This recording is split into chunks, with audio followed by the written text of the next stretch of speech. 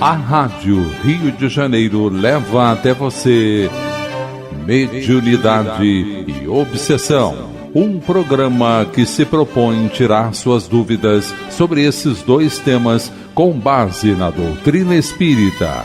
Apresentação: Moisés Santos. Caríssimos ouvintes da Rádio Rio de Janeiro, eu sou Moisés Santos e este é o programa Mediunidade e Obsessão. Vamos dar continuidade à nossa nova fase de estudos em que estamos abordando conceitos preliminares acerca da mediunidade, da sua evolução histórica, da presença dessa faculdade em nossas vidas de espírito como ferramenta bendita para a recuperação das nossas existências em favor do restabelecimento da nossa saúde integral. Faculdade natural esta, meu caro ouvinte, como recurso pedagógico da construção de um novo destino, ferramenta bendita para todos nós quando utilizamos o Evangelho de Jesus associado nesse propósito. E como tentativa de elaborar uma síntese histórica da mediunidade, vamos estabelecer aqui uma sequência que será disponibilizada para conteúdos inspirados em 3 obras: Evolução em 2 Mundos, pelo Espírito André Luiz, psicografia de Francisco Cândido Xavier, editora da Federação Espírita Brasileira. Também a obra A Caminho da Luz, do Espírito Emmanuel, também psicografia de Francisco Cândido Xavier, editora da Federação Espírita Brasileira. E a obra O Espírito e o Tempo, no capítulo Introdução Antropológica do Espiritismo, do autor Herculano Pires, pela editora Edicel. Primeiramente, a mediunidade primitiva, onde a intuição é a mediunidade inicial. O médium é idólatra, adora ou teme as forças da natureza, nomeada como deuses: sol, céu, lua, estrelas, chuva, árvores, rios, fogo, ser humano que se destaca na comunidade. Mediunidade tribal. Desenvolve-se uma mentalidade mediúnica coletiva, crença grupal em espíritos ou deuses. Aparecem as concepções do céu, pai, o criador ou fecundador, e a terra, mãe, a geratriz, a que foi fecundada pelo criador. Em seguida, o fetichismo, que é uma forma mais aprimorada do mediunismo tribal, apresentando forte colorido anímico, ou seja, das potências da alma. Pelo culto aos fetiches ou objetos materiais que representam a divindade ou os espíritos, surge a figura do curandeiro ou feiticeiro, altamente respeitada e reverenciada, amada e temida pelos demais membros da tribo ou clã. Em algum momento, estas práticas se desdobraram em outras, conhecidas atualmente como voodoo e magia negra. Em seguida, o mediunismo mitológico. Prática mediúnica caracteriza-se pela presença dos mitos, que são um simbolismo narrativo da criação do universo dos seres, e pela magia, práticas mediúnicas e anímicas de forte conotação ritualística, ou seja, onde se destaca o exterior, as aparências, o rigor das vestimentas e todas essas práticas relacionadas ao que se refere ao corpo. Em seguida, o mediunismo oracular. É o mediunismo que aparece no período da história humana considerado como o início da civilização. É politeísta e religioso. Politeísta significa acredita em vários deuses, cultuados pela sociedade, os deuses, que nós sabemos hoje que são espíritos, fazem parte de uma sociedade hierarquizada, onde há um deus maior, conhecido por Zeus, que vive em locais específicos, conhecidos como Olimpo. Tais deuses são imortais, poderosos, mas têm paixões típicas dos homens mortais, como ódio, amor, rancor, compaixão. Cada deus governa uma parte da terra ou dos seres terrestres. Os oráculos constituem o cerne de toda a atividade humana. Nada se faz sem consultá-los. A Grécia torna-se o centro da mediunidade oracular, sendo que o oráculo de Delfos é o mais famoso. O oráculo pode representar a divindade, que fala por voz direta. A voz direta, meu caro ouvinte, é aquela manifestação em que os médiuns de efeitos físicos emprestaram ectoplasma e o espírito, diretamente do mundo espiritual, constitui a garganta ectoplasmática e se comunica, e todos ouvem. Acreditava-se que esta divindade poderia estar encarnada em um médium, ou ocupar temporariamente o seu corpo para se manifestar, mas pode utilizar um objeto do templo, como uma estátua, por exemplo, elementos da natureza, ou manifestar-se naturalmente ao médium, então denominado pitonisa, na forma de domínio psíquico ou corporal. Na antiguidade, segundo Emmanuel, a mediunidade apresenta as seguintes características: face externa ou esotérica, de natureza politeísta, teatral, supersticiosa, repleta de magia, destinada às manifestações públicas. Face interna ou esotérica, de essência monoteísta, envolvendo graus de árdua iniciação e praticada no interior dos templos por médiuns, magos, pitonisas, etc., genericamente denominados por iniciados, que são mantidos sob supervisão de sacerdotes.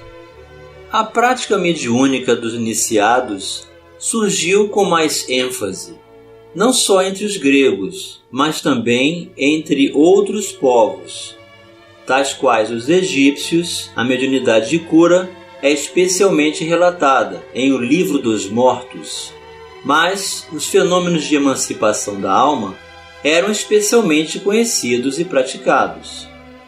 Os hindus, em Os Vedas, encontram-se descritas todas as etapas da iniciação mediúnica e do intercâmbio com os espíritos. Os hindus se revelam como mestres no domínio de práticas anímicas, tais como faquirismo, desdobramento espiritual. Judeus, mediunidade é natural, revela-se exuberante na Bíblia, que apresenta uma significativa variedade, os de efeitos físicos e os de efeitos inteligentes. O profetismo é o tipo de mediunismo que mais se destaca e que marca o surgimento da primeira religião revelada, o judaísmo. Neste cenário surge a figura notável do profeta Moisés, médium de vários e poderosos recursos, a quem Deus concedeu a missão de trazer ao mundo o Decálogo, ou os 10 mandamentos da lei divina. Ainda de acordo com Emmanuel, a proibição de intercâmbio com os mortos, contida no livro do Deuteronômio, justifica-se, pois, em vista da necessidade de afastar a mente humana de cogitações prematuras. Entretanto, Jesus, assim como suavizara a antiga lei da justiça inflexível com o perdão de um amor sem limites, aliviou as determinações de Moisés, vindo ao encontro dos discípulos saudosos. No Novo Testamento, os apóstolos e discípulos de Jesus demonstram maior entendimento da mediunidade, que, manifestada aos borbotões, é utilizada para auxiliar o próximo.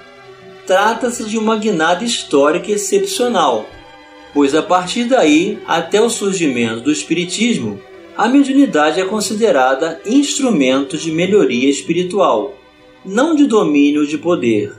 O dia de Pentecostes, caracterizado por ser o maior feito mediúnico conhecido até então. Mas o que foi o dia de Pentecostes, meu caro ouvinte? Vamos esclarecer este conceito. Esclarecendo conceitos. Dia de Pentecostes. O Espiritismo explica que todos aqueles que possuem mediunidade ostensiva recebem essa característica antes de reencarnarem. Portanto, o Pentecostes não criou médiuns, apenas desenvolveu, de forma simultânea, a mediunidade que se encontrava latente nos cooperadores de Jesus. A palavra deriva do grego Pentecoste, que significa 50º, uma referência ao 50º dia depois da Páscoa. Era uma festa alegre e de ação de graças, em que se dava graças a Deus pela colheita do trigo.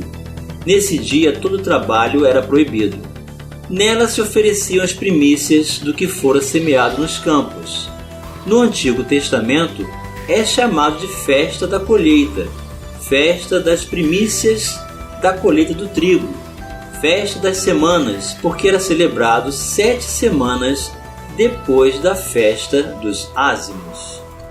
No Novo Testamento, o Pentecostes é mencionado em 3 passagens diferentes.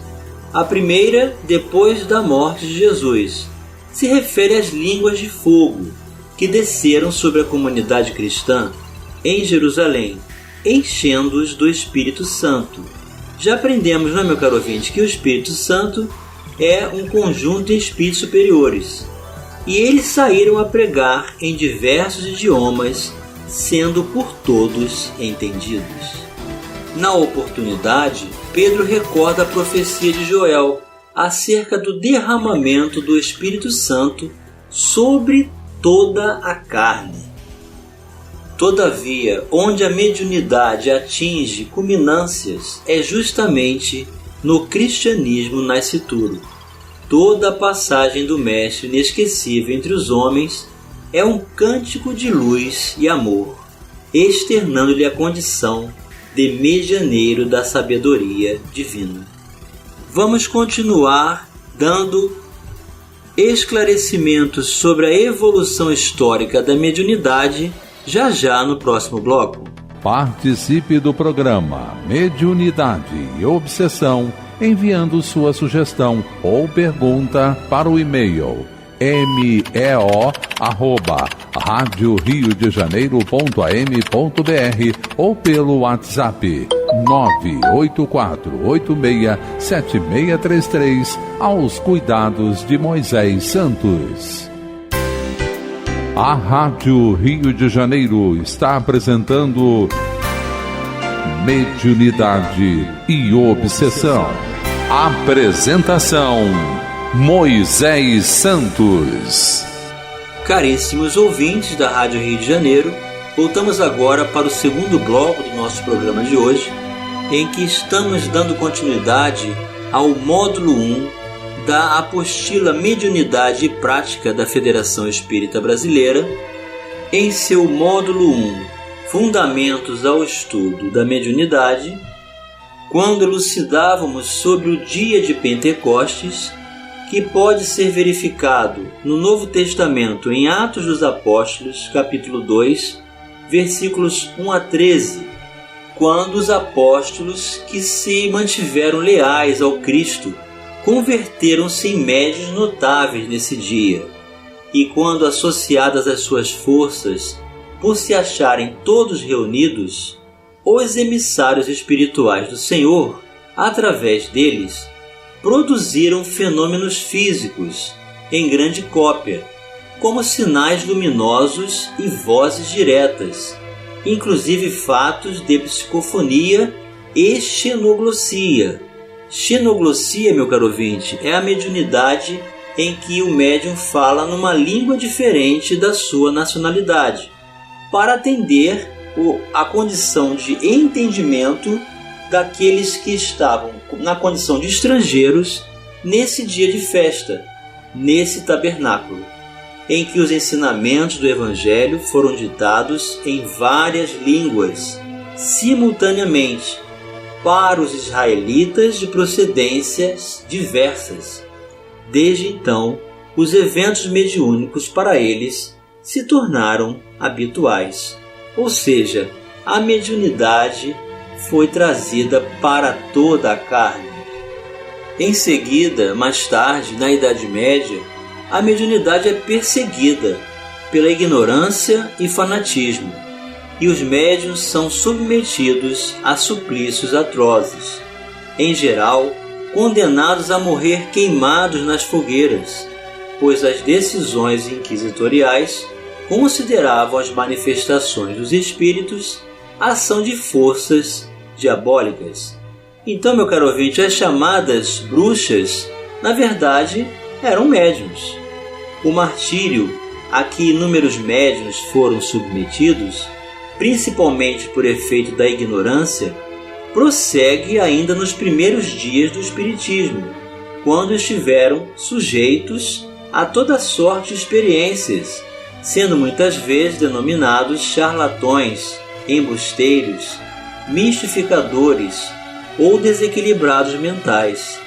Daí a razão pela qual, meu caro ouvinte, inúmeros espíritos encarnaram com a faculdade de efeitos físicos, para que as materializações luminosas representassem a oportunidade de manifestação indiscutível para todos aqueles que não acreditavam.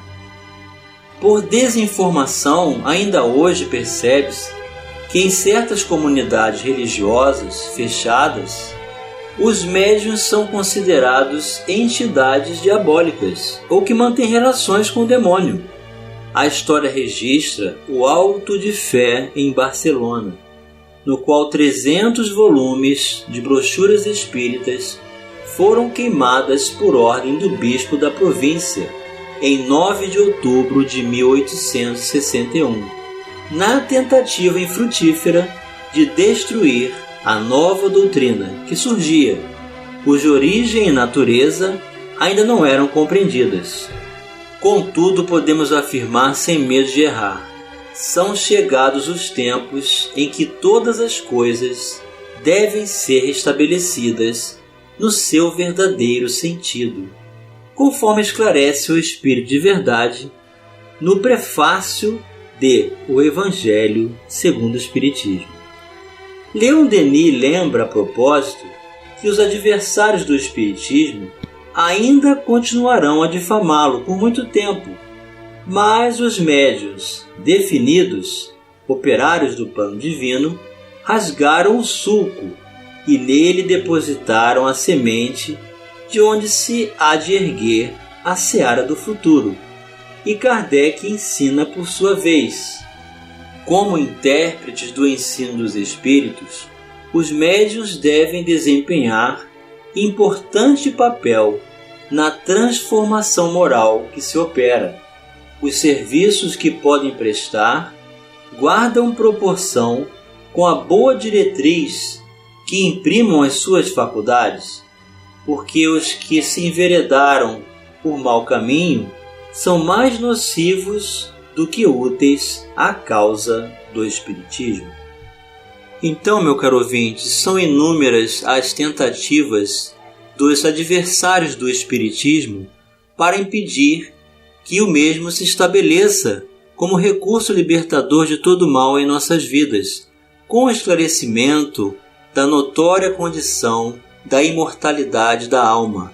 O espírito permanece vivo como indivíduo, levando todas as suas condições adquiridas, bem como todas as necessidades a serem conquistadas. E, inclusive, em decorrência do episódio do Auto de Fé, Kardec também comentou: graças a esse zelo imprudente, todo mundo em Espanha vai ouvir falar do Espiritismo, e quererá saber o que é. É tudo o que desejamos. Podem queimar os livros, mas não se queimam as ideias, ou seja, os espíritos. As chamas das fogueiras as superexcitam em lugar de abafá-las. As ideias, aliás, estão no ar. E não há cordilheiras bastante altas para detê-las.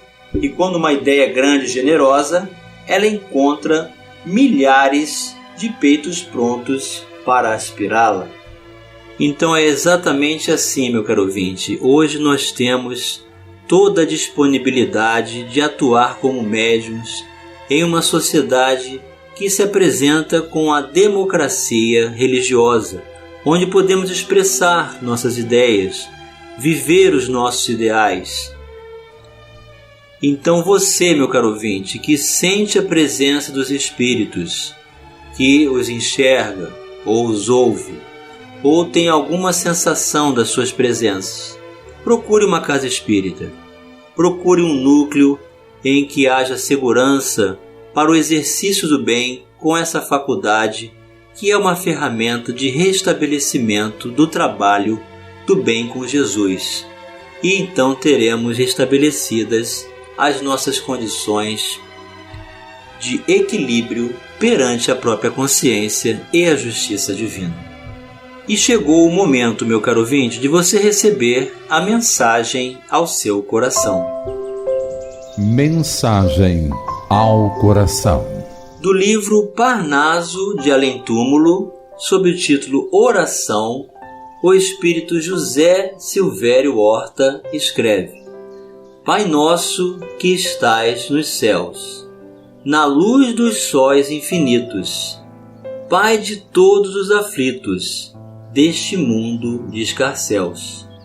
Santificado, Senhor, seja o teu nome sublime, que em todo o universo exprime concórdia, ternura e amor. Venha ao nosso coração o teu reino de bondade, de paz e de claridade, na estrada da redenção. Cumpra-se o teu mandamento, que não vacila e nem erra, nos céus como em toda a terra, de luta e de sofrimento. Evita-nos todo o mal, dá-nos o pão do caminho, feito na luz, no carinho do pão espiritual. Perdoa-nos, meu Senhor, os débitos tenebrosos, de passados escabrosos, de iniquidade e de dor. Auxilia-nos também nos sentimentos cristãos, a amar nossos irmãos, que vivem longe do bem. Com a proteção de Jesus, livra a nossa alma do erro, sobre o mundo de desterro, distante da vossa luz. Que a nossa ideal igreja seja altar da caridade, onde se faça a vontade do vosso amor. Assim seja. Que esta prece de amor e luz alcance o seu coração, meu caro ouvinte, te fortaleça para o bem, que dê a estrutura de convicção e segurança para decidir pelo trabalho do bem com Jesus, exercendo-o em toda parte, no lar, no trabalho, na sociedade. No núcleo religioso, nós vamos nos aperfeiçoar, vamos nos qualificar, estudar sempre, ocuparmos-nos como a condição de voluntário, porque é dai de graça o que de graça recebemos. Recebemos de graça, meu caro ouvinte, toda essa luz, todo esse amparo, todas as bênçãos do Pai Celestial, restabelecendo as nossas vidas, a nossa saúde de espírito, a nossa consciência, o equilíbrio, as condições do uso natural das emoções, sem os excessos, sem as ilusões, sem as fantasias, nos desvinculando dos vícios e nos permitindo a comunhão com o nosso Senhor Jesus Cristo, porque Ele disse que se nós o buscássemos, nós o acharíamos. Se batêssemos a porta, ela abrir-se-ia, e nós encontraremos então assim o Mestre aguardando-nos de coração aberto, de braços abertos, para exercermos o nosso dever, a nossa parte. Um grande abraço e até o próximo programa. A Rádio Rio de Janeiro apresentou Mediunidade e Obsessão.